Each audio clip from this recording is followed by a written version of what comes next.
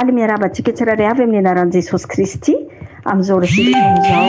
Misaotra ny tompontsika mbola omeny tombonandro afaka hiaino azy indray fiadanan'ny tompony eo aminao sy ao anatin'ny tokantranonao. Ozy ny ten'Andriamanitra hoe amin'ny toerana rehetra tsirovana ny anarako eo nanatonako sy hitahiko anareo. Koa eto ara no hitahian'Andriamanitra antsika indray amin'ny alalan'ny teniny andao hariva afakitsika. Jesosy misaotra sy midera ary mankalaza anao zahay. Mankasitraka anao indrindra tompo satria lehibe ny fitiavanao. Tsy takatry ny saina izany. Fa isanandro sanandro ianao dia maneho izany fitiavana izany araka ny fanambaranao fa fitiavana mandrakizay no hitiavanao anay ary izany no amparehetanao famindrapo anay. Jesosy mamindrafo amin'ny tsy fahamarinanay rehetra. Diovy izay amin'ilay raha nalatsakao mba ahafahanay mihaona aminao, ahafahanay manana firaisana aminao, ahafahanay indray tompo mandray ny teninao. Satria ny teny dia avy aminao Andriamanitra ary ny teny dia Andriamanitra. Tompo rehefa handray ny teninao izahay dia tokony ho feno famasinana, tokony hadio izahay mba ho tafatoetra izany teninao izany. Koa diovy izay Jesosy ary aoka ianao hanokatra ny maso ny fananay mba handraisanay izay tianao ambara aminay. Jesosy mitenena fa voda iaino anao izahay. Misaotra ray malala tsara indrindra. Amen. Ny ten'Andriamanitra izay horaisintsika androany amin'ny alalan'i Jesosy dia atao amin'ny Kolosiana 3:12-12. Raha hitantsika ny soramandry dia mivaky toy izao amin'ny anaran'i Jesosy ny tokony hanariana ny asan'ny nofo sy hitondran-tena mendrika ny filazantsara. Koa mitafy famindrapo sy fiantrana, famoram-panahy, fanetretena, fahalemem-panahy, fandeferana araka ny olom-boafidin'Andriamanitra sady masina no malala. Mifandeferaka, mifamela heloka anareo. Raha misy manana lahelo amin'ny sasany, tahaka ny namelan'ny tompony helokareo no aoka mba hamelanareo heloka kosa. Ary aoka ambonin'izany rehetra izany ny fitiavana fa feno fantanteran'izany. Amen. Raha ohatra tsika ka nijery nisy loha hevitra izay sy niraisina nandritra amin'ity volana ity dia izao hoe famelan-keloka. Zava-dehibe amin'Andriamanitra ny famelan-keloka. Zavatra anisan'ny lehibe indrindra mahatanteraka ny famonjena ny famelan-keloka. Fa maninon'Andriamanitra? Fa maninon'Andriamanitra no mitaky antsika hamela heloka? Satria izy mamela ny helokontsika. Satria izy nijaly nokapohana. Satria izy mitondra ny mafy indrindra mba hahatonga antsika ho voavela heloka. Raha ny tena marina dia izao. Tsika rehetra izao dia tsisy ho voavonjina iray azy. Satria nahoana? Satria taranaka mpanota. Mpanota hatramin'ny voalohany. Tsika ny tsisy nampianarina nanota. Tsisy olombelona izany hoe ateraka izy dia hoe andao ampianarina andainga ohatra. Fa rehefa mitombotombo eny, teraka ny zazakely mialehibe mialehibe. Dia rehefa manomboka mialehibe dia manomboka manahirana amin'izay fa manomboka misy mahay manao ratsy ho azy.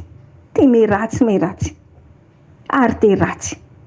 Dia ny olombelona rehetrarehetra ratsy, ny aratsy avokoa.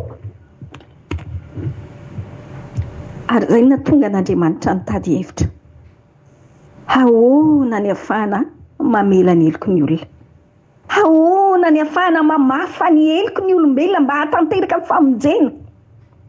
Ary nanolotra ny zanany lahy tokana izy dia Jesosy Kristy ho sorona indray mandeha monja tamin'ny alalan'ny rà izay nalatsaka ho fanadiovana ny heloko ny olombelona rehetra izay manaiky sy mino.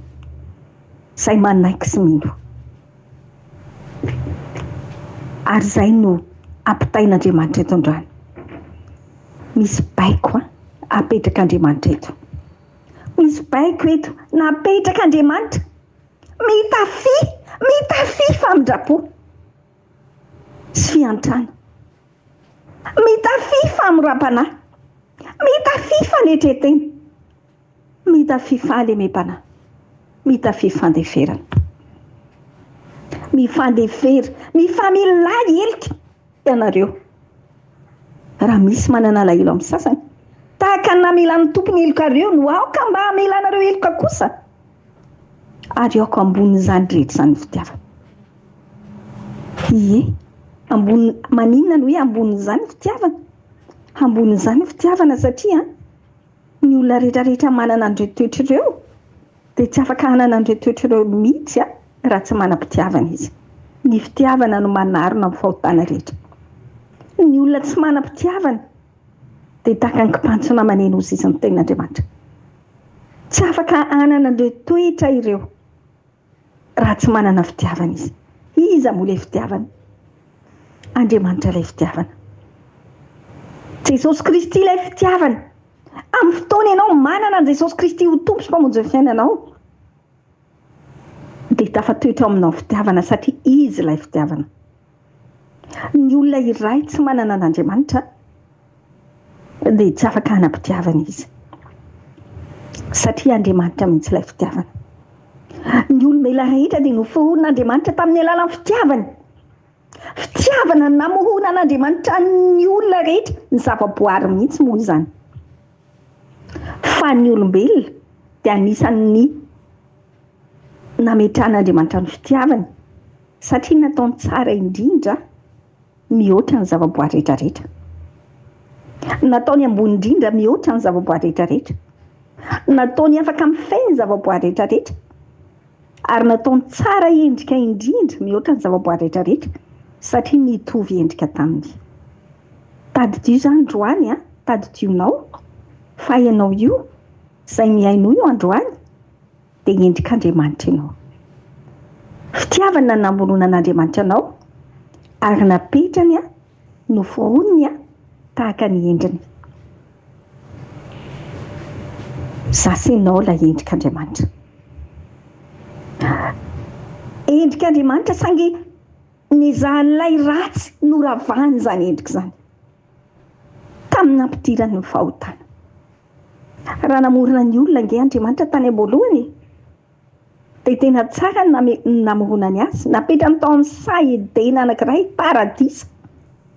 Ary tamin'izany Andriamanitra tamin'ny tanjon'Andriamanitra dia izao tsisy hoe fahafatesan'izany fa velona mandrakizay ny olona ary sambatra mandrakizay koa. Andriamanitra raha namorona ny olona dia ho sambatra mandrakizay. Izay namoronany azy, hiadana mandrakizay, velona mandrakizay. Fa saingy izao tsy tanteraka ilay tanjo satria naninona? Nandika ny didin'Andriamanitra ny olona. Zavatra anankiray nge mba nangatan'Andriamanitra. Napetrany avokoa zavatra tsara rehetra tao amin'ny sahidaina tamin'izany fotoana izany.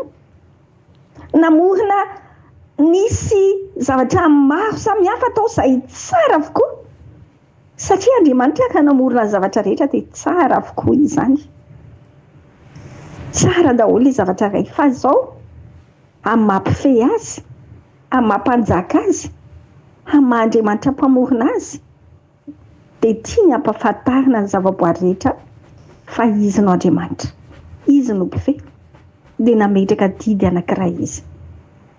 Nametraka baiko anankiray monjy izy hoe azonareo atao daholo. Ny zavatra rehetra ato amin'ity sahidaina ity azonao hinanana daholo. Fa misy voankazo anankiray io mpovoan'izany. Io ihany ny azo hinanana. Anankiray ny tao anatin'ilay marobe tsara namboarin'Andriamanitra anankiray fotsiny. Aza ihany naseny hotandriamanitra io aza hohanina. Fa maninona ny tsy naseny hohanina? Mba tiany ho fantatry ny zavaboary koa sy ny olombelona tao anatin'izany. Ho fantatry ny olona mihitsy koa hoe mpifehy izy, mpanjaka izy, tompony zavatra rehetra izy. Satria raha navelan'Andriamanitra iliba tamin'ny zavatra rehetra dia mety ho adin'ny olona hoe manana mpifehy tsika, manana Andriamanitra tsika, manana mpandidy tsika, manana mpamorona an'izao zavatra rehetra, misy tompony izao rehetra izao.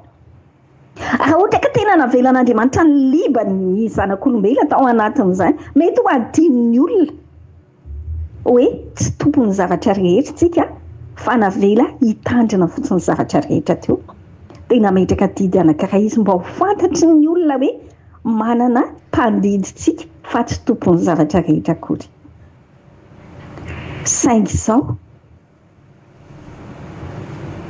nisy feo hafa izay tonga nampidiriny Satana tamin'ny alalan'ny mena rano. Ny teny hoe tsisy azany hoany io, fa rehefa mihinana an'io nareo dia zaozao alalany tsara sy ratsy. Ny fisainany zanak'olombelona mihitsy ny fohy fisainana, ary tena izay mihitsy ny filazan'ny ten'Andriamanitra, fohy fisainana satria izao efa nambaran'ilay devoly any hoe rehefa mihinana an'io ny dia mahalala ny tsara sy ny ratsy. Fa maninona moa ezana ho fantarina ilay ratsy? Efa tsara ve ny teo anatrehanao rehetrarehetra? Dia maninona anao no te hahafantatra koa hoe ino izany ratsy? Nefa ny olombelona tsy nahalala an'izany ratsy izany tamin'ny voalohany, satria tsara avokoa ny zavatra teo anatrehany, tsara avokoa ny nametrahan'Andriamanitra azy. Fa izao mihaino feo hafa izy ary dia izao teny hohaniny tokoa, ary adino ilay feo an'Andriamanitra efa niteny. Iza ny mpibaiko? Feo an'iza ny tokony ho henoina? Feo an'iza ny tokony ho ekena? Adino ny zanak'olombelona, adino ny Adama sy Eva sahady, adino hoe Andriamanitra nge niteny tamintsika hoe aza hohanina io e. Ka inona indray ty feo hafa ty? Ary tena keny dia nohanina dia vita amin'ny momba anazy, vita amin'ny momba ny zanak'olombelona nandika ny didin'Andriamanitra. Lesona voalohany voaray tao anatin'izay dia izao hoe Andriamanitra no tokony ho ekena mihoatra noho ny olona. Izay aloha anankiray. Ten'Andriamanitra izany. Iza no henonao? Feo an'iza no ekenao? Feo an'iza no arahanao? Misy feo an'Andriamanitra be da be ao anatin'ity baiboly iray manontolo ity, ary ny fiainantsika iray manontolo dia voasoratra ao anatin'io baiboly avokoa. Tsisy zavatra mihitsy amin'ny fiainana zanak'olombelona ka tsy hitao. Fa rehefa tianao fantatra amin'ny fiainanao manontolo, tianao tadiavina ao anatin'io baiboly io dia hitanao avokoa ato daholo ny zavatra rehetra, ary tena hoe mpitaridalana ity baiboly ity, mpanolo-tsaina ity baiboly ity. Ka ninona zavatra tadiavinao sy tianao fantatra dia hitanao atao anatin'ny baiboly izany.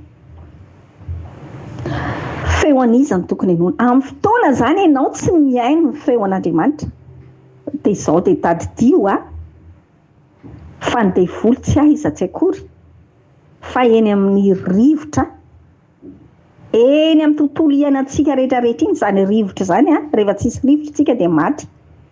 Fa ny devoly dia voalaza ny ten'Andriamanitra fa eny amin'ny rivotra eny. Izany hoe amin'ny fotoana rehetra iainantsika dia eo Satana ary mametraka sy mampiditra izany feo hafa izany mba ho arahantsika izay mifanohitra amin'ny feo an'Andriamanitra. Ry havana, mitandrema, mahaiza mihaino sy mamantatra ny feo an'Andriamanitra irery any ao anatin'ny fiainanao manontolo. Amin'ny fotoana ianao mivoana ka mihaino feo hafa ankoatra amin'ny feo an'Andriamanitra dia tadidio fa latsaka ianao izay. Ary very ilay fiadanana, very ilay fahatsarana, very ilay tanjona efa apetraka Andriamanitra aminao, tahaka izay efa napetraka Andriamanitra tamin'ny zanak'olombelona tany am-boalohany. Ary very izany. Andriamanitra efa miezaka mamerina ny olona, mamerina ny olona ao anatin'izay fahasambarana izay, ary efa namorona tany vaovao, lanitra vaovao, nametraka, namorona ilay toerana vaovao afaka hivatanana sy mbola hiainana indray rahatr' izay raha toa ka mahatanteraka ny didy sy ny fitsipika ary mahatratra ny farany amin'izany. Fa izao hoe afaka hiaino feo an'Andriamanitra irery ve ianao? Afaka nampitsofina amin'ny feo an'i Satana mandrakariva eny amin'ny rivotra eny ve ianao? Ahoana ny ahafantarana an'izany? Mila manana fanamasina ianao. Itsika tsirairay avy mila mandray an' Jesosy Kristy ho tompo sy mpamonjy ny fiainantsika. Tsy misy famelan-keloka afa-tsy amin'ny alalan'i Jesosy Kristy. Ary nahafatesan'i Jesosy dia ny hamonoana, hamafana ny fahotantsika mba hiverenantsika amin'ny fitiavana voalohany, mba hiverenantsika amin'ilay fahadiovana voalohany, mba hiverenan'i Jesosy Kristy hipetrahany eo anatsika ahafahantsika mandeha araka ny fanahy, araka ny fanahy. Ary tonga eny amin'ny soramandry hoe mba hanariana ny asan'ny nofo sy izay tsy mendrika rehetra. Rehefa mandeha araka ny fanahy tsika dia afaka manary ny asan'ny nofo, afaka manana firaisana amin'Andriamanitra, afaka hotarian'ny fanahy masina, afaka mahafantatra ny tokony aleha sy izay tokony atao, mba handovatsika fiainana mandrakizay, mba hiainantsika indray ao amin'ilay paradisa vaovao izay homanin'Andriamanitra ao antsika rahatrizay. Maninona tsika no teren'Andriamanitra didy eto? Maninona no asen'Andriamanitra mitafy famindrapo? Maninona no asen'Andriamanitra mitafy fiantrano mitafy? Maninona no asen'Andriamanitra mitafy fahamoram-panahy? Maninona no asen'Andriamanitra mitafy fanetretena sy fahalemem-panahy fandeferana? Maninona no asen'Andriamanitra mifamela heloka sy manam-pitiavana? Ireo rehetrarehetra toetra rehetrarehetra ireo dia voafehy ao anatiny ny atao hoe fitiavana. Tsy afaka hamindra fo mihitsy ny olona iray tsy manam-pitiavana, tsy afaka hiantra mihitsy ny olona iray tsy manana fitiavana, tsy afaka hanana fanetretena mihitsy ny olona iray tsy manam-pitiavana, tsy afaka hanana fandeferana ianao rehefa tsisy fitiavana, ary tsy afaka hamela heloka ny hafa izany ianao raha tsy ao aminao fitiavana. Inona moa ilay fitiavana? Andriamanitra fitiavana. Andriamanitra dia fitiavana. Ary amin'ny fotoana ianao mandray an'i Jesosy Kristy ho mpamonjy ny fiainanao, dia tafatoetra aminao ny fanahy masina, tafatoetra aminao Jesosy, lasa iray aminao Andriamanitra, dia dikany tafatoetra aminao fitiavana, dia hainao azy mandeha amin'ireo baiko ireo. Baiko angeo io napetraka Andriamanitra indray tahaka ny nametrahan'Andriamanitra baiko iray tao amin'ny sahedena izay nolaviny zanak'olombelona, mbola ametrahan'Andriamanitra indray androany ho anao izay miaino. Ty baiko ty koa mitafy, mifandefera, mifamela heloka. Izay indray ny baiko apetraka Andriamanitra aminao androany. Mety sarotra hozy ianao sarotra, ka misy inge tena tsy ho vitanao mihitsy satria tena ratsy ny nataon'ilay olona, mafy kosa inge, hoy manaiky izany. Misy fotoana inge tena hoe sarotra tokoa ilay izy satria marary ianao ny ataon'ny olona anankiray, marary ianao ny zavatra ataony, tena tsy rariny indraindray, tsy rariny, fa tsy rariny koa inge nataontsika an'Andriamanitra. Ianao ve mahatsapa an'izany? Tsy haiko aloha fa za mahatsapa an'izany. Rehefa mieritreritra an'izany dia milefitra ho azy eo anatrehan'ny zavatra anankiray izay tena makarary ny foko. Misy fotoana tena mitomany Jesosy tsy rariny. Aiza dia ohatr'izao ve ny ataon'ny olona? Fa rehefa mieritreritra rehefa avy hoe ary nataoko, kay izaho ilay nanao an'izao zao. Ay, tsy rariny. Ay, tena tsy rariny nataoko amin'i Jesosy. Maninona nanao ny Andriamanitra an'izany? Tsy rariny fa nandefitra izy. Mbola maty ihany, mbola nalatsa ny rany, mbola tena dio anay izy, mbola tena avitra anay ihany izy, mbola noraisiny ihany ana dia maloto sy feno fotaka aza, mbola nosasany ihany ary mbola noteneniny hoe tena tiany, karakarainy, homeny izay riko rehetrarehetra, hampandry amin'ny ay maitso izy, mamelatra latabatra eo masoko aloha, eo alohan'ny fahavaloko izy, sy ny sisa teny fikasana maro be, mbola noteneniny anay ihany izany. Nefa za nanao ratsy teo amasony. Rehefa mieritreritra an'izay dia latsaka ny ranomasoko, eny Jesosy tena marina zany, tena marina zany fa tokony hamela ny eloko ny hafa, tena marina zany fa tokony havelako ny eloko izay nanao ratsy, izay tsy rariny tamiko, satria tsy rariny nataoko anao fa navelanao ny eloko ary noentinao ny faratsiako rehetrarehetra, natonga anao nijaly sonokapohana ary nofinoana mba ho famonjenao anazy sy ho fanadiovana toza amin'ny fahotako zany. Rehefa nieritreritra an'izany aho dia nilefitra teo anatrehan'ny ampo-po, nilefitra teo anatrehan'ny fizahozahoana rehetrarehetra, nilefitra teo anatrehany izay fahatezerana tao anaty, mba hananako fiantrana, mba hananako famoram-panahy, mba hananako fanetretena, mba hananako ilay fahalemem-panahy sy fandeferana. Ho anao koa androany, inona ny tsy rariny mety nataon'ny olona taminao? Inona ny fahatezerana mbola ao anatin'ny fonao? Iza mbola mahasositra anao? Dia hoy izy ianao hoe oka loka, aleo aloha iandro fotoana ka, mbola tsy vitako izany androany. Ka raha tonga Jesosy raha alina, ka raha tonga Jesosy rehefa avy eo, dia iandro roviana ianao, iandro roviana ianao hamela ny eloko ny hafa mba havoavelanao koa. Androany aza mangatakandro, avelao ny eloko izay manana ady aminao, esoro ny fahatezerana ao anatin'ny fonao, aza tezitra nankely akory ary ao amin'ny hafa. Tsarovo ny famonjena nataon'i Jesosy ianao, fa ratsy tsika fanan'olo-tena ilay mpanjaka amin'ny mpanjaka anadio ny fahotantsika mba ho famonjenantsika, andovatsika ilay paradisa vaovao, ilay fiainana mandrakizay. Avelao ny eloko izay manana ady aminao. Aza mieritreritra ka izany mety ho voavely, fa ty kosa tena ratsy e, tena tsy rariny.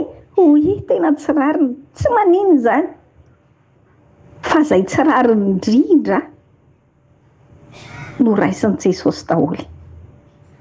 Dia noentiny dia navelany. Toy izany koa tokony mba ataontsika, hananantsika fitiavana. Ny fitiavana ny lehibe indrindra, rehefa manam-pitiavana ianao, tafatoetra ho azy ny toetra tsara rehetrarehetra, satria ny fitiavana no mibaiko mametraka ny toetra tsara rehetrarehetra ao anatin'ny olona iray. Ny fitiavana no mampitoetra n'ireo toetra tsara rehetrarehetra ireo ao anatin'ny olona anankiray. Fitiavana daholo. Angataony fitiavana. Amin'ny fotoana ianao mety tsy manam-pitiavana, satria ny zavatra tsapako, tsy haiko na tsapanao koa fa fijoroana vavolombelona anankiray ity izay hitako tamin'ny fiainako hoe misy fotoana ny zaza anankiray, zaza izany misy an'ilay hoe mila mena fitiavana. Any amin'ny voalohany dia mila ny ray aman-dreny mameno ny fitiavana iny, fenoina. Ohatran'ny misy karazana réservoir anankiray ao anatin'ny tenan'olombelona ao. Dia iny réservoir iny mila fenoina, fa rehefa tsy feno iny rehefa mialehibe iny olona anankiray iny, zaza dia mialehibe mila be, rehefa tsy feno iny dia mivolta ilay olona anankiray. Ary izay mahatonga ny zaza maditra, izay mahatonga ny zaza tena hoe tena lasa mafy loha têtu. Ary matetika tena le enfant de la rue, izany hoe le ankizikizy mpirendrany amoron-dalana ireny, tena sarotra. Za manokana efa nitaizany ireny, efa nampianatra ireny, efa nisy fotoana nitaizany ireny nandritra ny fotoana tena hoe taona maromaro tao anaty centre anankiray. Fa tsy haiko nandritra ny 7 ans teo, fa nisy fotoana tena hoe niabandona, tena niabandona dia niteny hoe Andriamanitra, oka izay fa tsy vitako intsony ity, fa fotsy daholo ny volokiray manontolo. Tena mafy, tena hitako hoe tena mafy kay no mitaizan'ilay zaza, tsy ampy fitiavana, fa nitaizaina ndrenindreniteny fotsiny. Tena mafy reto. Dia nisy fotoana niabandona, tena mifona tamin'i Jesosy mihitsy tamin'izay hoe Andriamanitra, alao ireo laksa kely akaina kely atompo fa tsy vitako tsony ty fa mamindra fo amiko tena hoe ny démission tena ny abandon tena hoe oka aloha satria tena tsapako tena mafy mitaiza an'le ankizy tsy nahita fitiavana mihitsy tena hoe ny renireny tsisy nananatra tsisy nanjara fitiavana tsy manam-pitiavana ary izy raha tena tianao be ny tena ny zavatra tedaviny reny olo reny dia zao reny ankizy reny dia zao fitiavana satria izay tsy ampy ao aminy dia ino mamolaka azy fa amin'ny fotoana indray nefa izy tena tianao be dia omenao fitiavana tena zavatra hafa indray mivadika amin'ilay izy fa zavatra hafa indray ny andraisany an'ilay izy rehefa avy eo ohatrany hoe tsy haiko milaza anazy lasa tsy hainy indray ilay izy tsy hainy indray avy eo no mandray ilay fitiavana omena azy lasa misy fotoana indray izy lasa zavatra hafa indray ny tena hoe sarotra tena sarotra avy eo tsy hainy indray mandray an'ilay fitiavana izay omena azy dia sarotra indrindra fa izao hoe ohatran'izany koa nefa tena hoe fahasahirana an'Andriamanitra izay nisahirana toy izany indray toy izany koa nefa ny fahasarotana izay hoentin'Andriamanitra amin'ny fitiavany asianao fitiavany satria te hamenao antsika izy te hame izay tsara indrindra ho anasy ho anao izy tian'Andriamanitra ianao omena izay tsara indrindra tian'Andriamanitra tsika omena ilay tena tsara indrindra ary tena tiany ny hiverenantsika amin'ilay endrika namoronany azy hatramin'ny voalohany mbola tian'Andriamanitra omena anasy ianao izany mbola azon'Andriamanitra veriny izany mbola azon'Andriamanitra ho tanterahany izany satria Andriamanitra izy fa androany angatao ilay fitiavana amin'Andriamanitra manana fitiavana Andriamanitra mihitsy raisina Jesosy Kristy mihitsy raisina ho tompo sy monja fiainanao azonao azy ny fitiavana ary Andriamanitra hitari-dalana anao amin'ny marina rehetra Andriamanitra hitondra anao amin'ny fahatanterana rehetra mba hanananao ilay tsara indrindra ahafahany manome izay tsara indrindra koa izay efa nomena fa tia nomena ary mbola tia no tanterana ho anasy ianao mita fifamindrapo fiantrana famoram-panahy fanetretena fahalemem-panahy fandeferana araka ny olom-boafidin'Andriamanitra ianao ilay olom-boafidin'Andriamanitra ianao ilay nofidiny androany sarobidy amin'Andriamanitra ny fidianana ianao sy ho anahy sarobidy amin'Andriamanitra ny fidianana anao izay miaino io androany ianao mihitsy ilay nofidian'Andriamanitra ianao miaino ny tenin'Andriamanitra io te hamonjy anao Jesosy te handray anao Jesosy Kristy te hanome tsara indrindra ho anao Jesosy te hanandratra anao Jesosy te hanovanao ho tsara indrindra Jesosy fa izao manaiky venao androany ilay masina no malala sady masina ianao no malala an'Andriamanitra hanamasina anao Jesosy satria malala ianao fa manaiky venao andray azo malala ihany koa manaiky venao ankatony didy sy ny fitsipika anapetraka araka ny baikony